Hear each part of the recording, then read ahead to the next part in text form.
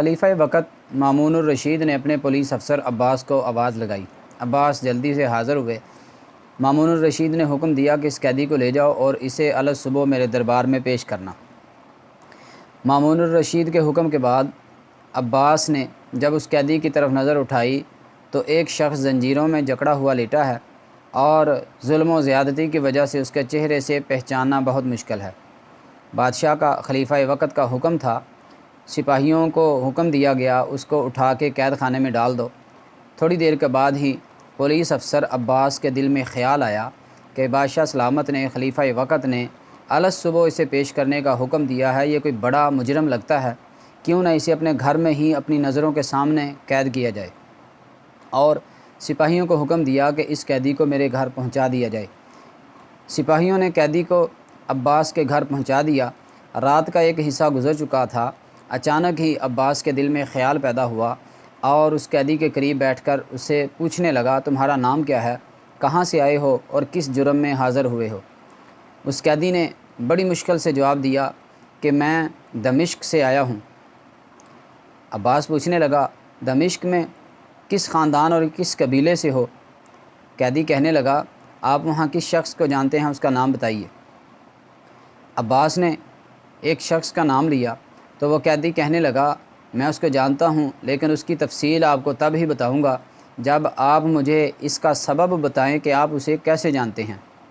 تو عباس نے اپنی کچھ تفصیل بیان کی کہ ایک دن دمشق کے گورنر کے خلاف احتجاج ہوا، لوگ اس کے خلاف علم بغاوت بلند کرنے لگے۔ اسی دوران وہ اپنے مکان سے فرار ہو گیا، اس کے ساتھ میں بھی تھا، مجھے بھی بھاگنا پڑا اور لوگوں نے اس خلیفہ کو، اس گورنر کو چھوڑ کر میرا پیچھا کرنا شروع کر دیا۔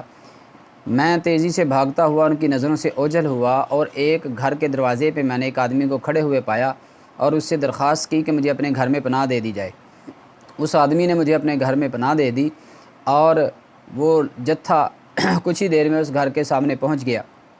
جب میں اس گھر میں داخل ہوا تو اس گھر کی اس آدمی کی بیوی نے مجھے اشارہ کیا کہ آپ ہمارے اس کمرے میں داخل ہو جائیں، جو میاں بیوی کے لیے خاص بنایا گیا تھا۔ میں اس کمرے میں داخل ہوا، باہر سے لوگوں کی آواز آنے لگی کہ اللہ، ہم نے اس شخص کو آپ کے گھر میں داخل ہوتے دیکھا ہے، جبکہ اس گھر کے مالک نے صاف انکار کر دیا اور انہیں تلاش کرنے کی بھی اجازت دے دی۔ وہ لوگ مجھے تلاش کرتے ہوئے اس کے گھر میں داخل ہوئے۔ اچھی طرح تلاش کرنے کے بعد ایک شخص کہنے لگا، کیوں نہ ہم ان کے اس کمرے کی تلاشی لیں، اس بیڈ روم کا جائزہ لیں جو ان کے لیے خاص ہے، میاں بیوی کے لیے، ہو سکتا ہے کہ وہ اس کے اندر چھپا ہو۔ مگر اس آدمی کی بیوی نے ان کے ساتھ سختی سے جو الفاظ ادا کیے، ان کا حوصلہ نہ بڑھا کمرے میں داخل ہونے کا، اور وہ وہاں سے واپس چلے گئے۔ اس کے بعد ان کے چلے جانے کے بعد بڑے اطمینان اور سکون کے ساتھ ان دونوں میاں بیوی نے میرے ساتھ گفتگو شروع کی، میرے حال احوال دریافت کیے، اس حالت کے اسباب پوچھے۔ اس کے بعد بڑے ہی پیار اور محبت کے ساتھ انہوں نے مجھے اپنے گھر میں 4 مہینے تک رکھا، اور یہاں تک کہ مجھے ایک الگ سے کمرہ دے دیا گیا، میں اس میں دن رات اسی کمرے میں رہتا۔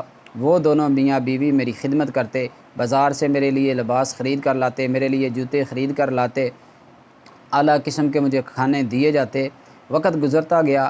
4 مہینے پورے ہونے کے بعد میں نے ان سے پوچھا کہ میں بازار جانا چاہتا ہوں اور اپنے ان ساتھیوں کو تلاش کرنا چاہتا ہوں جو میرے ساتھ فرار ہوئے تھے۔ اس آدمی نے کہا کہ آپ جائیے، مگر مجھ سے وعدہ کر کے جائیں کہ انہیں تلاش کرنے کے بعد واپس اسی جگہ آئیں گے۔ میں نے ان سے وعدہ کیا۔ اگلے دن اپنے ساتھیوں کو تلاش کیا مگر وہ نہ ملے، تو میں واپس اسی کے گھر واپس پہنچ گیا۔ اب پھر مزید کچھ دن رہنے کے بعد میں نے ان سے اپنے گھر جانے کی اجازت چاہی تاکہ بغداد واپس اپنے گھر آ سکوں اور امیر المومنین کے دربار میں پیش ہو سکوں۔ میں واپس آ گیا۔ یہاں آنے کے بعد اس شخص کی معلومات میں کچھ زیادہ حاصل نہ کر سکا اور امیر المومنین کی خدمت میں رہنے لگا، اور اس انسان کے احسانات کا میں بدلہ نہیں چکا سکا۔ اب اس قیدی نے بڑے ہی دھیمے انداز سے جواب دیا کہ جناب والا، آج احسان کا بدلہ چکانے کا وقت آ چکا ہے۔ عباس کہنے لگا، کیوں؟ آج ایسا کیا ہو گیا؟ کیسے میں احسان کا بدلہ چکا سکتا ہوں؟ قیدی کہنے لگا، وہ شخص جس نے تمہاری جان بچائی وہ میں ہی ہوں۔ عباس حیران ہو کر پوچھنے لگا تو تم اس حالت میں کیسے پہنچے؟ قیدی کہنے لگا کہ جس طرح آپ کے دور میں بغاوت ہوئی اسی طرح اب بغاوت ہوئی دمشق کے اندر، اور اس کا ذمہ دار مجھے ٹھہرایا گیا، اور مجھ پہ ایسے الزامات لگائے گئے کہ میری سزا موت سے کم نہیں، اور امیر المومنین کے سامنے میرا ایسا کردار پیش کر دیا گیا کہ وہ الصبح مجھے سزائے موت سنا دیں گے اور مجھے قتل کر دیا جائے گا۔ لیکن میری آپ سے یہ درخواست ہے کہ اگر آپ اس احسان کا بدلہ چکانا چاہتے ہیں تو میرا ایک غلام چوری چھپے بغداد کے اندر موجود ہے، اگر آپ اسے بلا دیں تو میں کچھ وصیت کر لوں اپنی موت سے پہلے اور آپ کا وہ جو احسان کا بدلہ ہے وہ ادا ہو جائے گا۔ عباس بڑا ہی پریشان ہوا، غمگین ہوا۔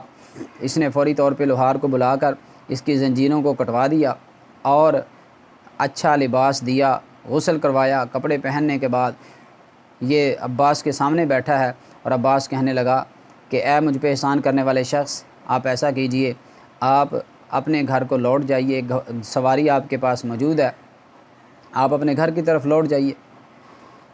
لیکن وہ نہ مانا اور کہنے لگا میں نہیں چاہتا کہ میری وجہ سے آپ کو موت کی سزا سنا دی جائے، جرم مجھ پہ لگایا گیا ہے، اور اگر آپ مجھے یہاں سے فرار کروا بھی دیں گے تو بادشاہ اور خلیفہ کے جو سپاہی ہیں وہ مجھے پکڑ کر واپس لے آئیں گے، اور اگر مجھے نہ پکڑ سکے تو اس جرم میں کہ آپ نے ایک قیدی کو آزاد کروا دیا آپ کو سزائے موت سنا دی جائے گی۔ عباس نے بہت سمجھایا کہ آپ بھاگ جائیں، مگر وہ اس شرط پہ راضی ہوا کہ میں رہوں گا بغداد کے اندر، اگر آپ کو کوئی جانی خطرہ ہوا بادشاہ کی طرف سے تو آپ مجھے پیغام بھجوا دیجئے گا، میں اپنی سزا قبول کرنے کو تیار ہوں۔ یہ اس شرط پہ روانہ ہو گیا۔